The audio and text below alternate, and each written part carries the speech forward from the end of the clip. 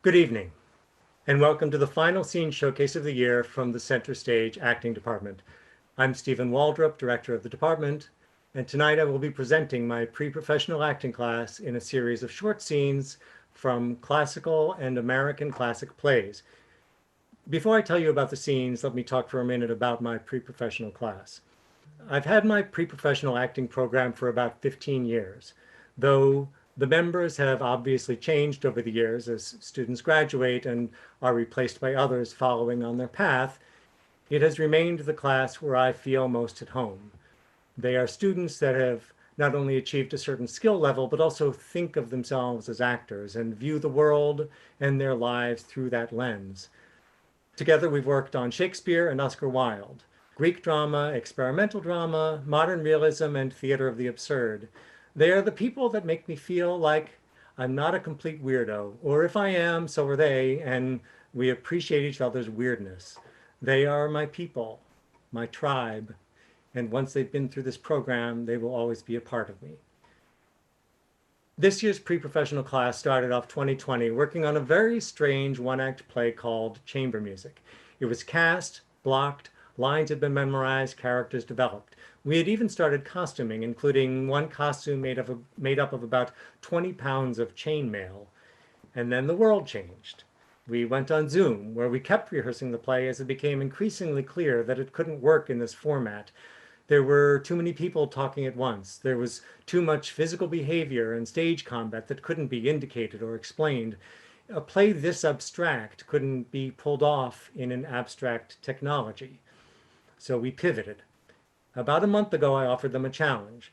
I assigned short scenes from classical theater. There wasn't enough time for me to really direct the scenes in a hands-on way, so a lot of the work was left to the actors in separate breakout rooms on Zoom. I knew it would be a valuable experience for them, but I wasn't sure whether or not they would be ready to be presented in such a short period of time. But they rose to the challenge, and I'm proud to now show you the result of that work.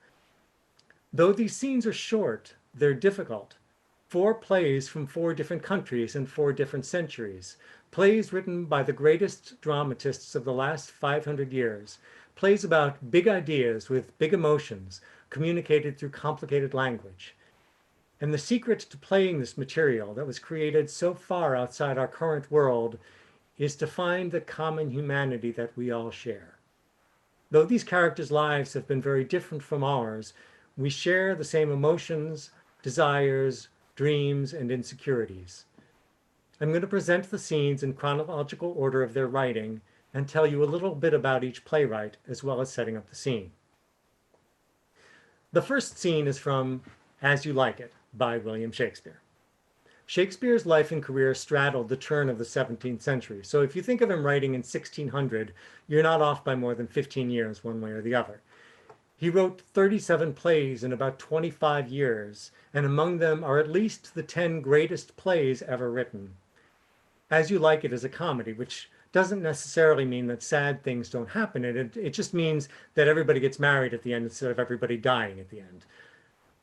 Rosalind and Celia are cousins that have been raised together almost as sisters.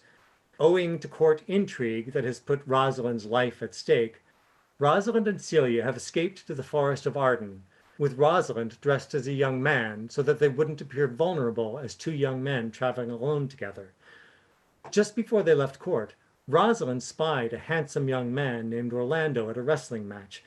They spoke for about 2 minutes and fell madly in love. Now, living for some time in disguise in the woods, Rosalind has recently noticed that there are poems nailed to the trees proclaiming her beauty. She hasn't really thought much about it until here, Celia enters reading one of them, with insight as to who has been writing them. Julia Linder and Ella Warren as Celia and Rosalind in As You Like It by William Shakespeare.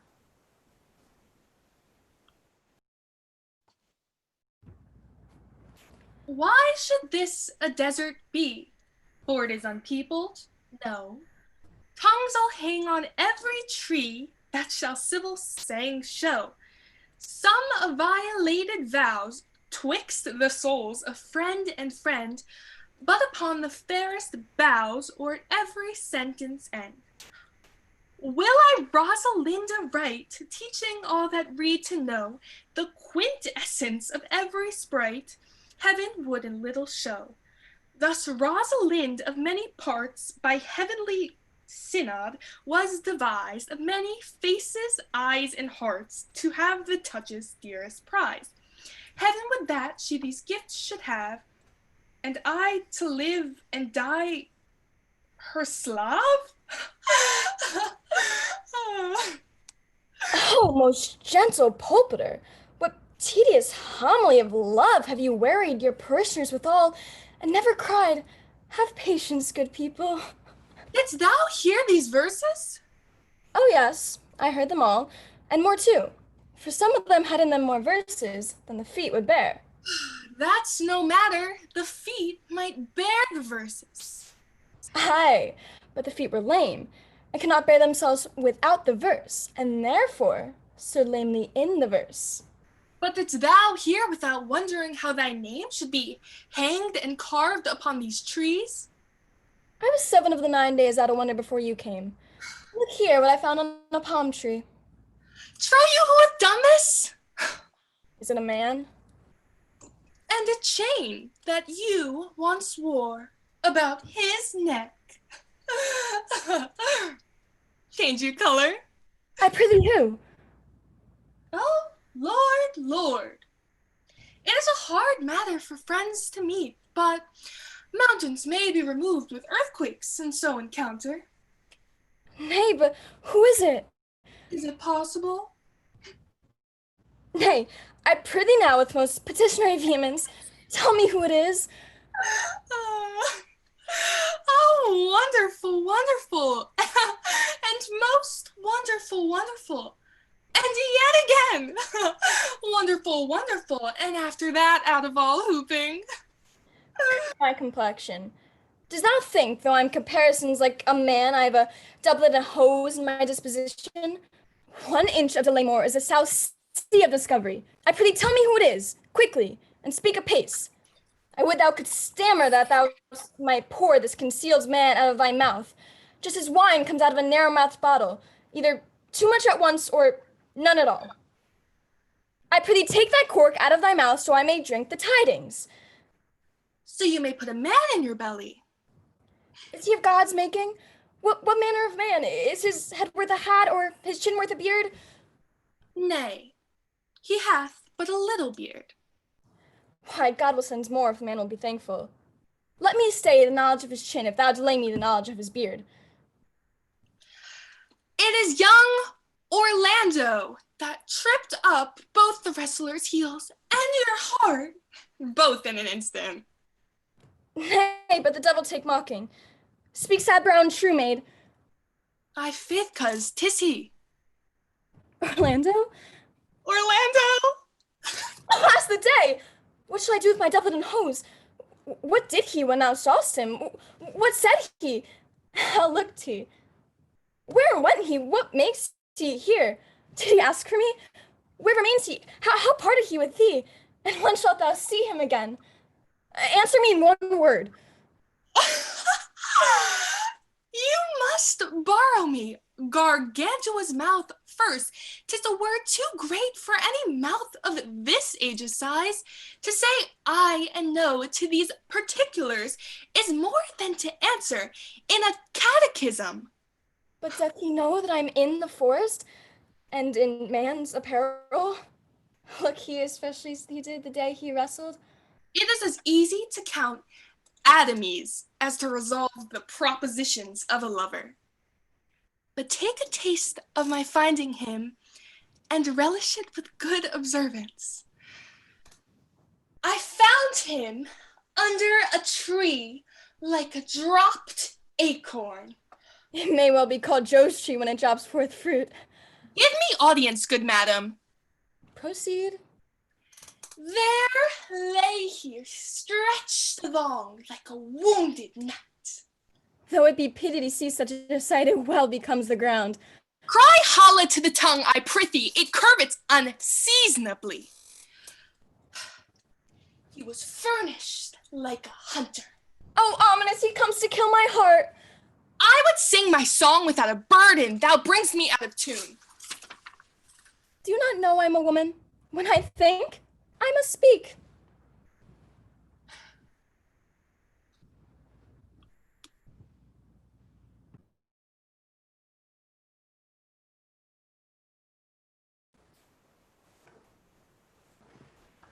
The next scene is Tartuffe by Molière. Molière is to French theater what Shakespeare is to English. He is the undisputed genius of the French theater.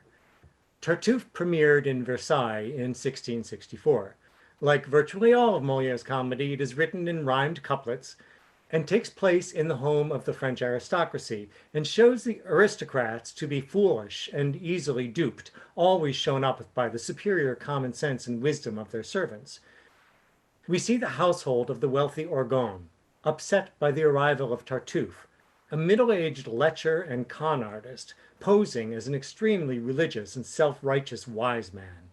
He drinks most of their liquor, tries to seduce Orgon's wife and virtually any other female that comes into the house, while pretending to be holier and more devout than everybody else.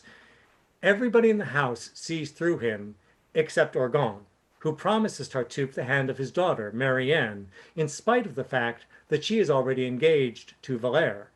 Marianne is devastated by this news, but doesn't know how to refuse her father's wishes, so she appeals to the housemaid, Dorine, who begins here by questioning Marianne's love for Valère. Kayla Benowitz and Eve Lavittman as Dorine and Marianne in Tartuffe by Molière.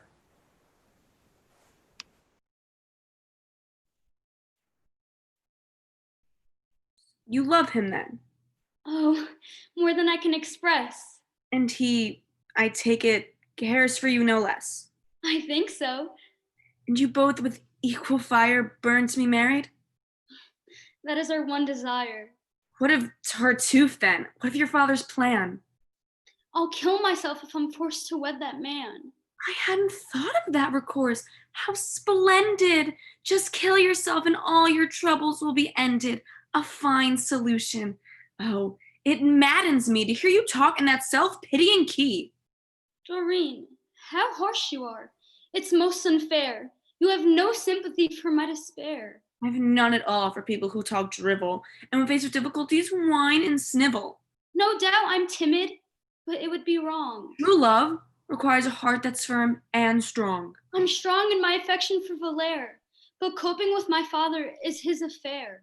If your father's brain has grown so cracked over his dear Tartuffe that he can retract his blessing though your wedding day's been named, it's surely not Valère who's to be blamed. If I defied my father, as you suggest, would it not seem unmaidenly at best? Shall I defend my love at the expense of brazenness and disobedience? Shall I parade my heart's desire and flaunt? No, I ask nothing of you.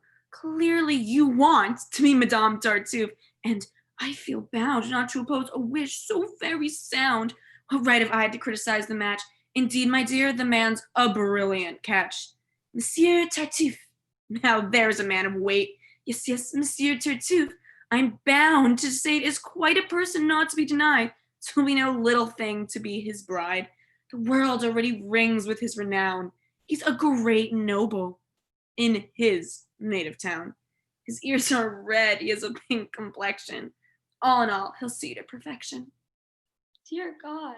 Oh, how triumphant you will feel at having caught a husband so ideal. Oh, do stop teasing and use your cleverness to get me out of this appalling mess. Advise me and I'll do whatever you say. Ah, no, a dutiful daughter must obey her father, even if he weds her to an ape. You have a bright future. Why struggle to escape? Tartuffe will take you back to where his family lives, to a small town, a swarm with relatives, uncles and cousins whom you'll be charmed to meet. You're received at once by the elite, calling upon the bailiff's wife, no less, even perhaps the mayoress, who'll see you down in the best kitchen chair. Then, once a year, you'll dance at the village fair to the drone of bagpipes, 2 of them, in fact.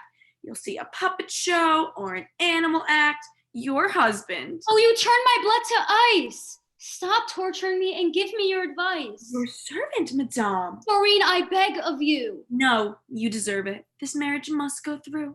Doreen, No. not Tartuffe. You know I think him. Tartuffe your cup of tea, and you shall drink him. I've always told you everything and relied. No, you deserve to be Tartuffeified. Well, since you mock me and refuse to care, I'll henceforth seek my solace in despair. Despair shall be my counselor and my friend, and help me seek my sorrows to an end. There now. Come back. My anger has subsided. You do deserve some pity, I've decided. Doreen, if Father makes me undergo this dreadful martyrdom, I'll die, I know. Don't fret. It won't be difficult to discover some plan of action. Here comes Valere, your lover.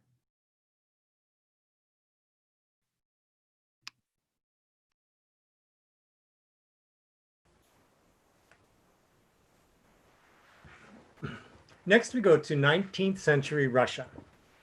Anton Chekhov was a medical doctor as well as a brilliant writer of short stories and plays. He was writing at the same time as Henrik Ibsen in Norway, and between the two of them pretty much changed the direction of world drama from spectacle and melodrama into a drama focused on realism and psychological truth. In his brilliant 4 full-length plays, we see people going about their mundane lives, drinking vodka, eating, talking, much more than listening, philosophizing, while their lives are shifting beneath their feet. It's been said that in Chekhov plays, nothing ever happens except that one world ends and another begins. In The Three Sisters, the title characters live in a military town outside of Moscow. They were raised in Moscow, living with their military father until he was transferred out. Now, with both parents dead and idealistically romantic memories of their upbringing, they sit in what is essentially a suburb of Moscow, waiting for their lives to begin when they return to Moscow, but powerless to do anything about it. Their brother, Andrei, has married a pushy, demanding woman who has moved into the family house and taken over, pushing the sisters to the edge. In this scene, there's a fire in the town, and many of the locals have shown up at their house for safety, while the local men, except Andrei, have gone to fight the fire. Francesca Giordano as Irina, Deja Darden as Olga, and Bella Lafada as Masha, in Act 3 from The Three Sisters by Anton Chekhov.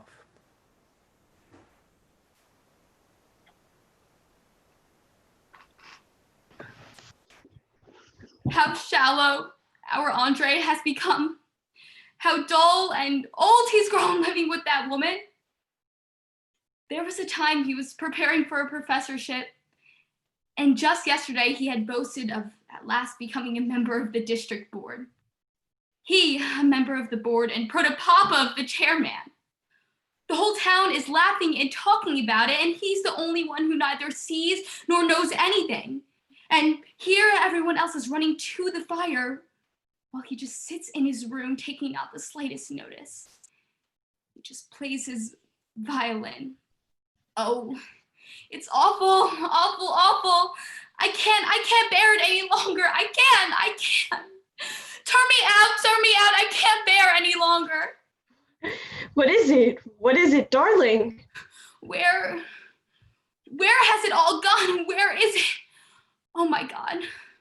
My God. I've forgotten everything. I've forgotten. It's all muddled in my head. I can't remember how to say window or floor in Italian. I can't remember anything. I've forgotten everything, and life is slipping by, never to return, never. We shall never go to Moscow. I see that we shall never go. Darling. Oh, I am miserable. I can't work. I won't work. Enough.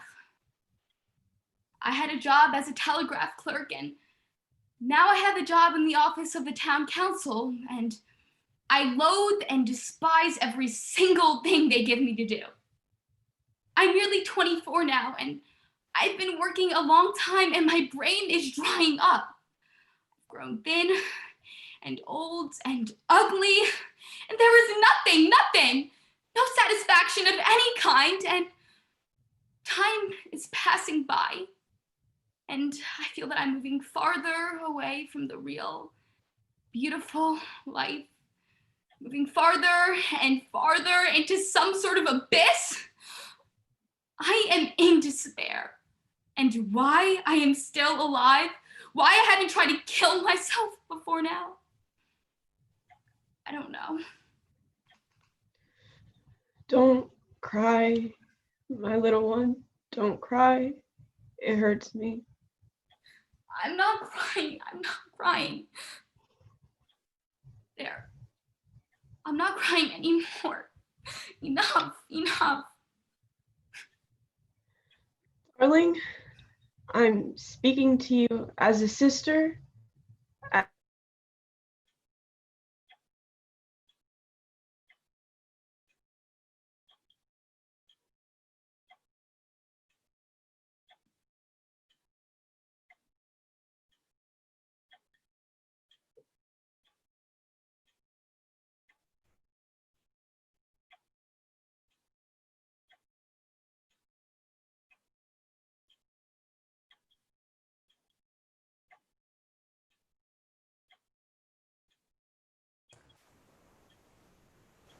So clearly we're experiencing technical difficulties. Francesca and Bella, why don't you just turn your videos off? And Deja, why don't you log back on and log back in again?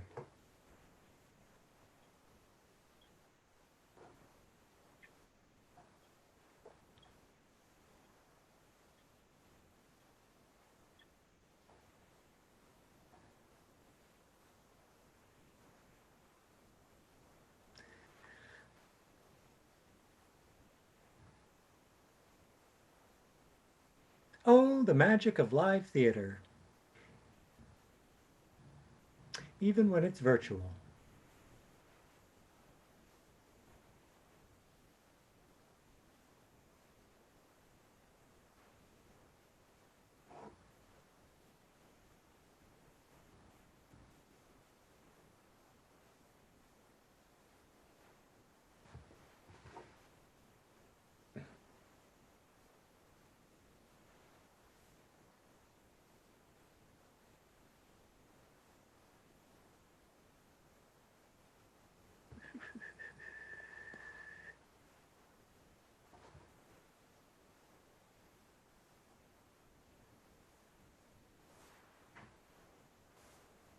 Okay, so that was exciting, wasn't it?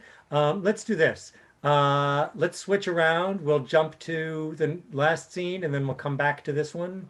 Is there somebody that's on that can tell me whether or not they have Deja's phone number and can reach? Oh, Deja's back. Hi, Deja. You good?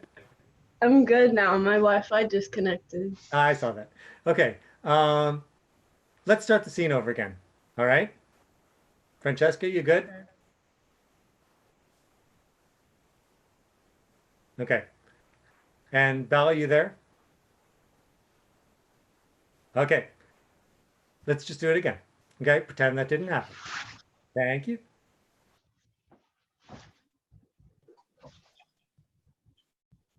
How shallow our Andre has become. How dull and old he's grown living with that woman.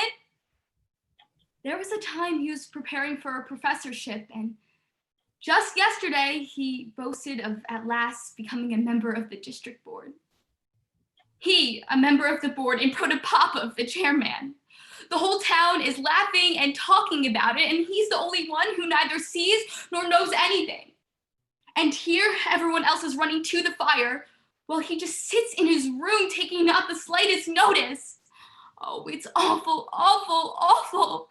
Oh my God, I can't bear it any longer. I can't. Turn me out. I can't bear anymore. What is it? What is it, darling? Where has it all gone?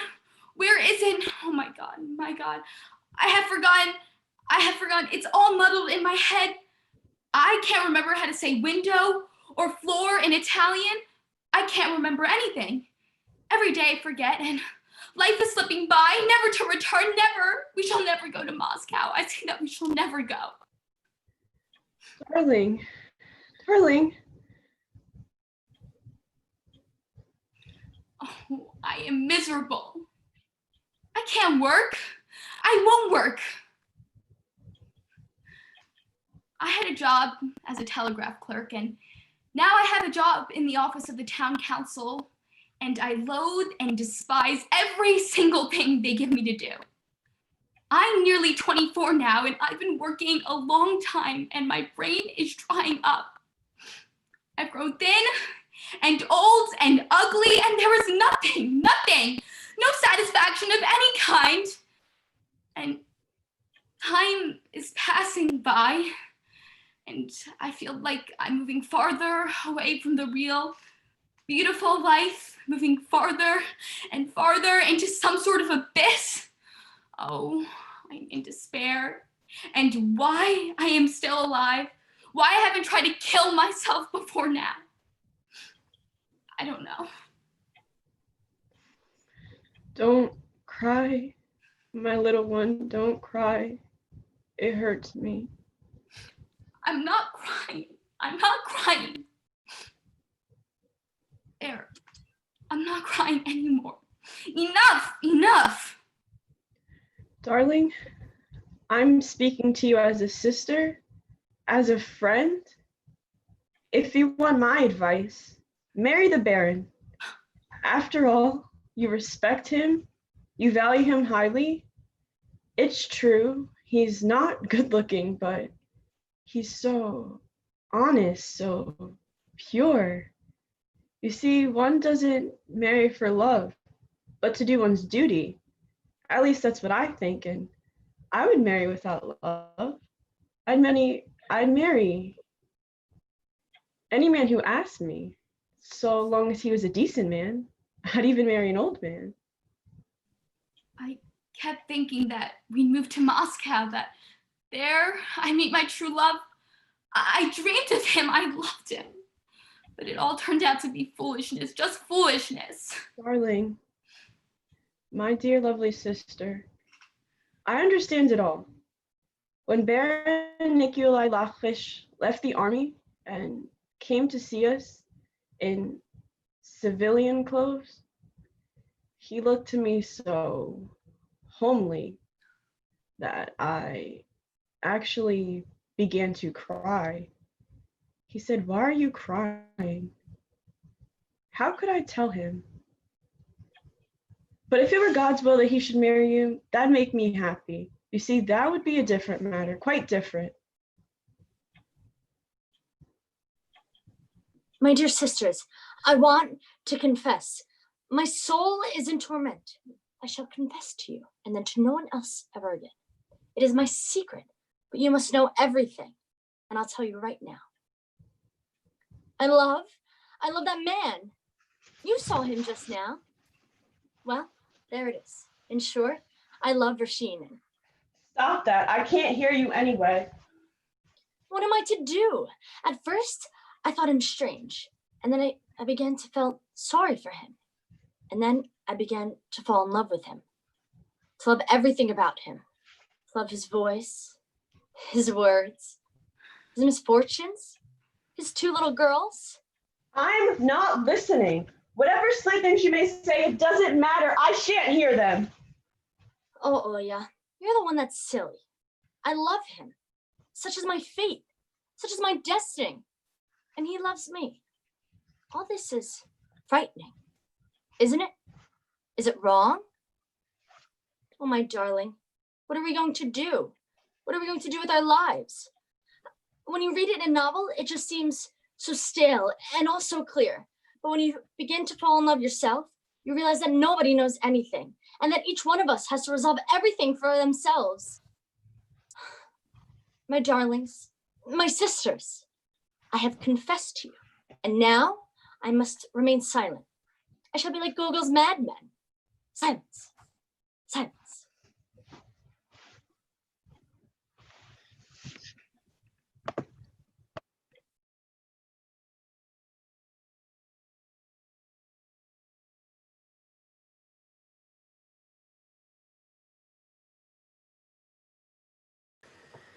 And finally, we make it to the 20th century and the United States. The scene is from A Streetcar Named Desire, which is the greatest American play by the greatest American playwright, Tennessee Williams. Blanche Dubois, who is one of the best and most complex characters in American drama. Can you tell I like this play? Blanche has arrived at her sister's apartment in New Orleans after falling on hard times. From a privileged and aristocratic Southern family, she has lost everything: money, family, love, opportunity. She has burned all bridges except the love of her sister, Stella. Unfortunately, Stella's husband, Stanley, is from an entirely different world than Blanche and resents her presence in their home. He has, though, introduced her to his friend Mitch, who is charmed by the very eccentricities that Stanley hates. As this scene opens, Blanche and Mitch are returning from a date. Taylor Dodd as Blanche and Gregory Williams as Mitch in A Streetcar Named Desire by Tennessee Williams.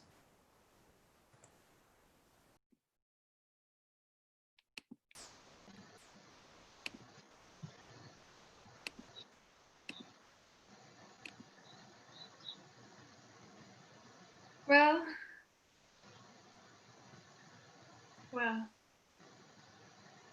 I guess it must be pretty late and you're tired.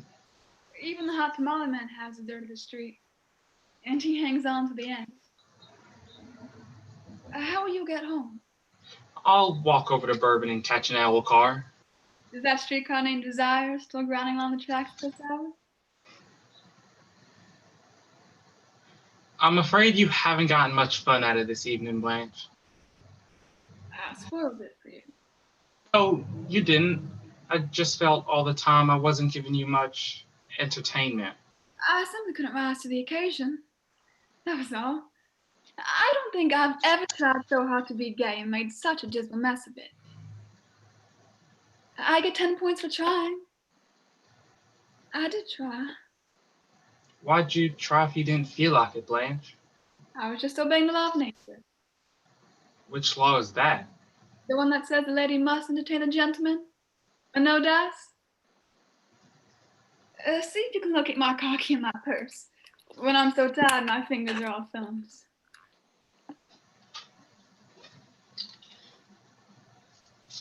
This it? No, honey.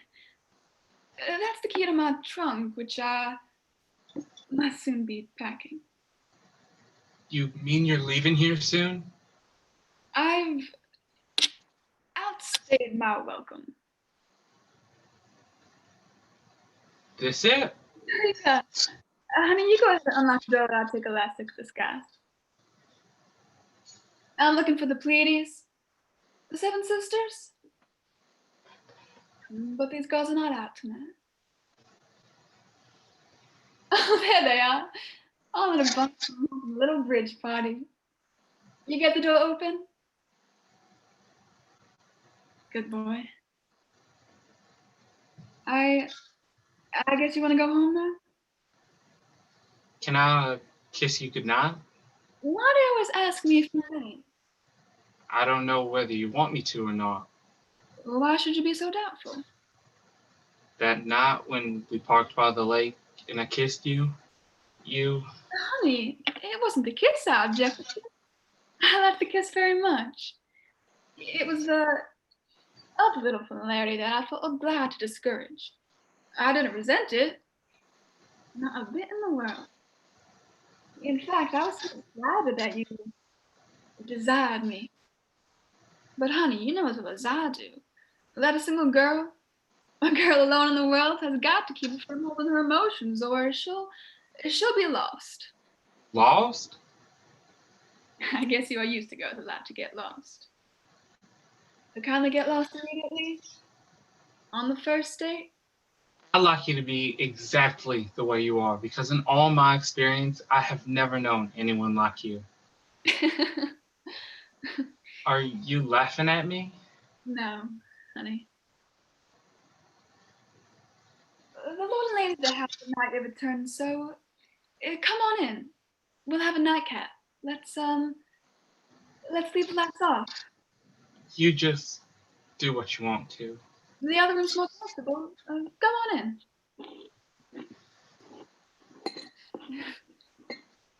Just here crashing the dock with some liquor.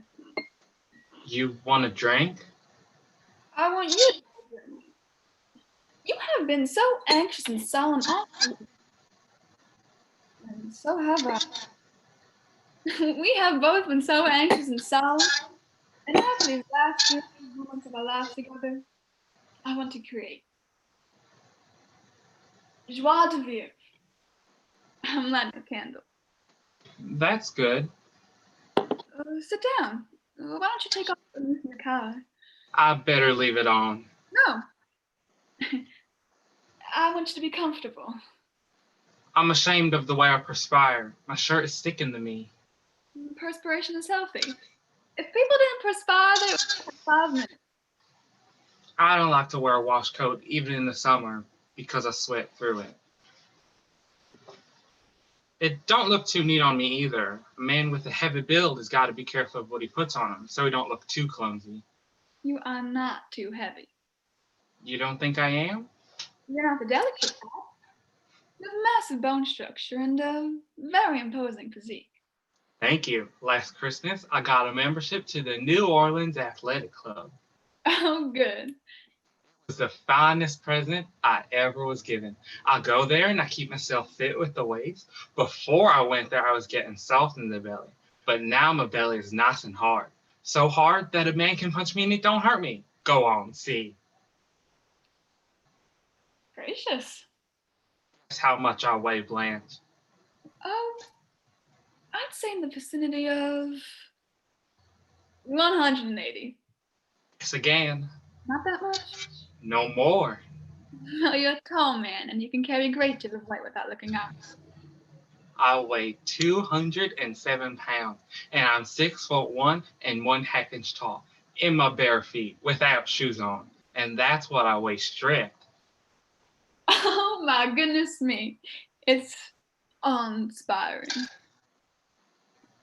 My weight isn't a very interesting subject to talk about. What's yours? My weight? Yes. Guess. We lift you. Samson? Go on. Lift me. Well, Light as a feather. you may release me now. Huh? I said untanned me, sir. Now, just because you're an incel at home is no reason why you shouldn't behave like a gentleman. You just give me a slap whenever I step out of bounds. That won't be necessary. You're a natural gentleman. One of the very few in the world. But I don't want to think on old maid school, a teacherish or anything like that. It's just, well, Huh?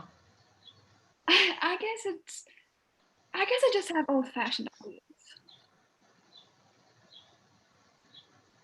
Blanche, Yes, honey?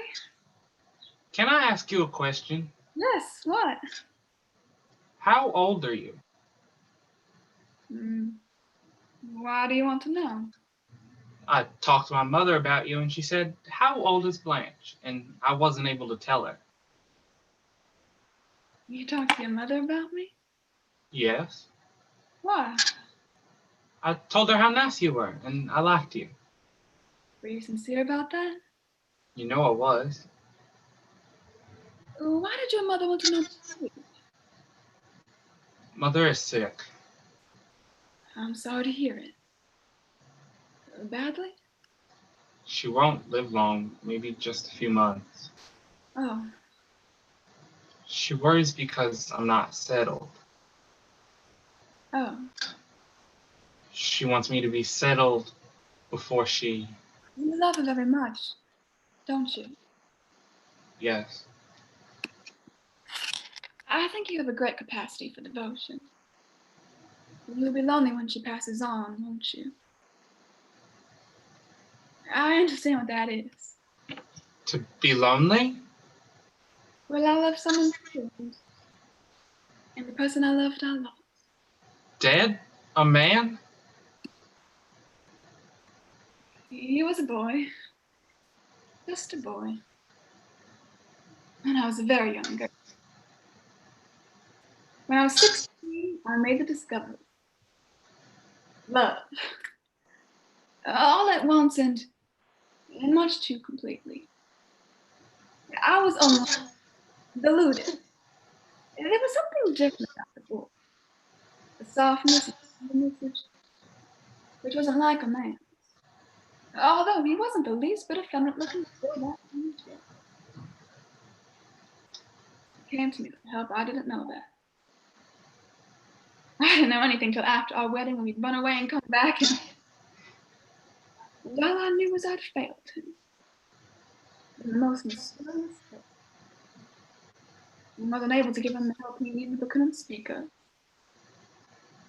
I didn't know anything except I loved him adorably. But without being able to him or help myself.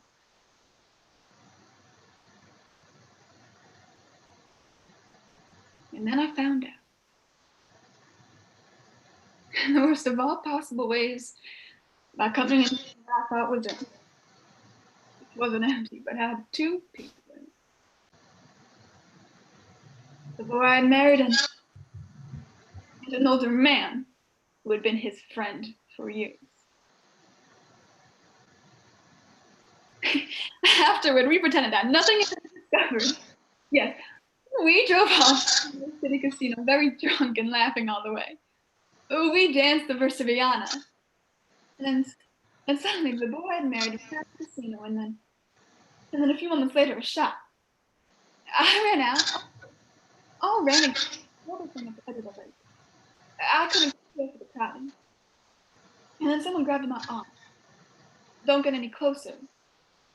You don't want to see. See? See what? And then I heard voices shouting, Alan! Alan, the gray boy. He had stuck the revolver into his mouth. But at the back of his head had been blown away. It was because on the dance floor, unable to stop myself, I suddenly said, I saw. I know you disgust me.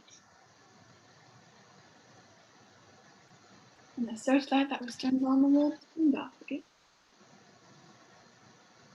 And never for a moment since then has there been a light that's stronger than this kitchen candle. You need somebody, and I need somebody too. Could it be me and you, Blanche? Sometimes there's God. So quickly.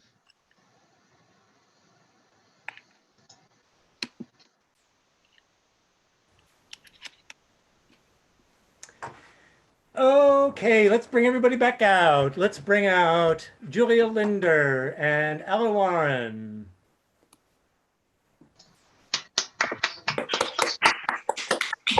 And we're from Tartuffe, Kayla Benowitz and Eve Lavitman.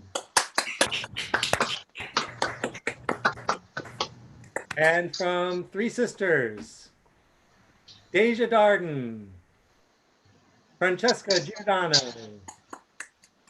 and Bella Rapata.